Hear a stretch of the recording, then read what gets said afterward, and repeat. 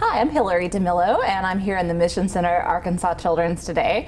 And I'm joined by middle school teacher Katie Pizan, who works in the hospital classroom at Arkansas Children's Hospital. And so together we're going to talk a little bit about back to school. We know that most students in the state are back in their classes or have been back in the last few days. But there's some really important things to begin thinking about as your kids come home from school over the next few days and as you guys kind of make that transition with school back. So Katie, thanks for joining us today. Thank you for having me. Absolutely. First of all, tell me a little bit about now that school's back in session, what's your best piece of advice for parents who are getting back in the flow? Everybody needs a new schedule. Yeah. Mom and dad included, because everything's been a little easier in the summer, so everybody's got to get back on schedule.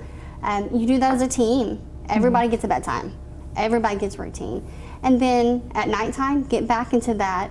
We have a school moment, whether it be 30 minutes of reading or actual homework, get back into that routine so it becomes easier. Okay, excellent. That's good advice to start out with. Tell me how important it is to have conversations with your kids about what happened during the day, about the school's events, and about maybe what's happening tomorrow. Should that be part of your routine? Absolutely, for two reasons. One, it helps them get less nervous.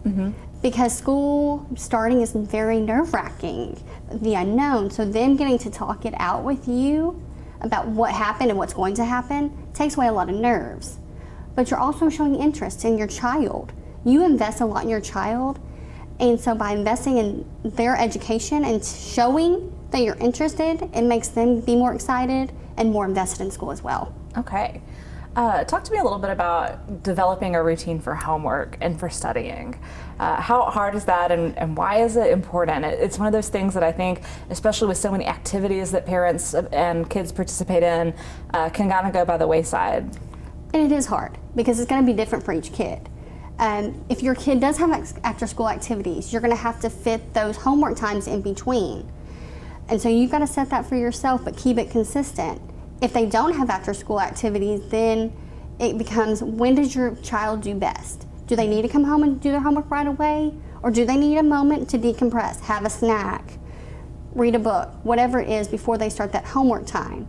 And you've got to figure that out, what's right for your family, so that you get the most success out of that time. Okay, excellent.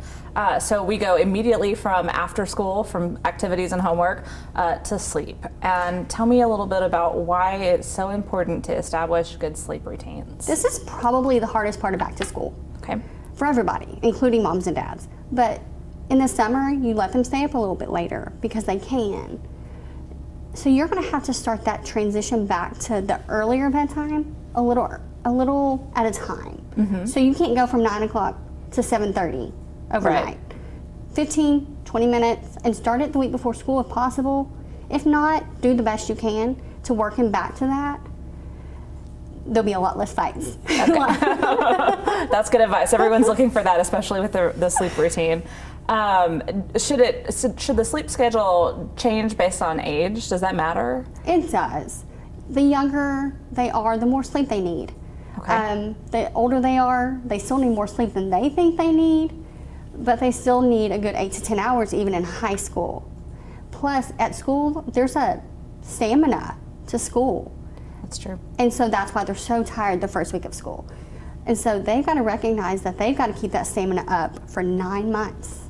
So by going to bed at a normal time, getting the right amount of sleep, they're setting themselves up for success throughout the day.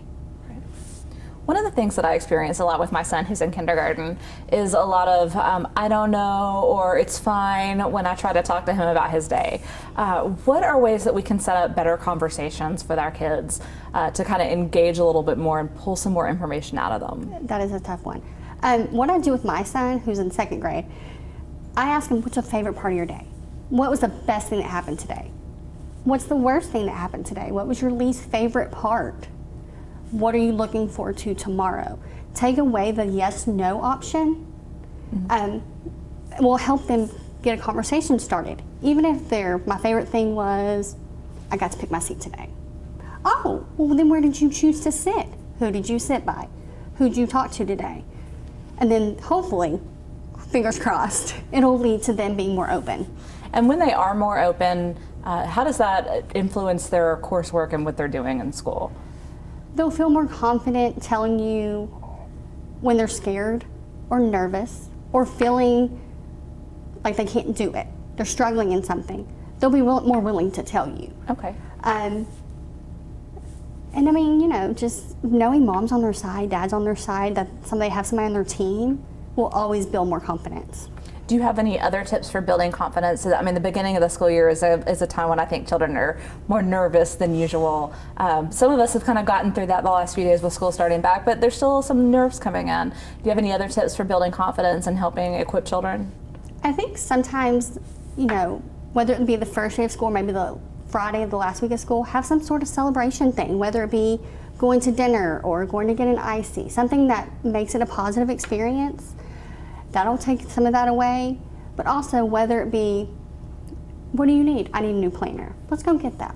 Let's do that. Ask them, what is it you need this week? Because they may have not known last week, but they know now.